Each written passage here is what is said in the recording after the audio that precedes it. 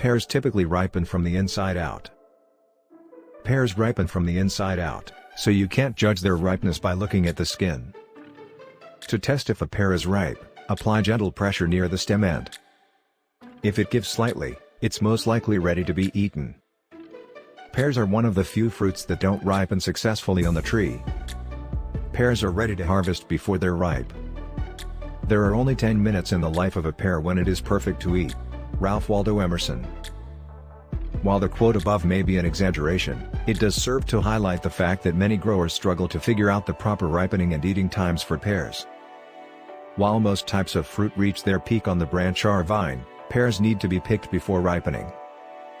If left on the tree, pears ripen from the inside out and, by the time they seem to be at the ripe stage, they are beyond it, usually mushy with a mealy texture beneath the skin. The best way to tell if a pear is ready to harvest is by taking the fruit in your hand and tilting it horizontally. The mature fruit will easily come away from the branch at this angle, as opposed to its natural vertical hanging position.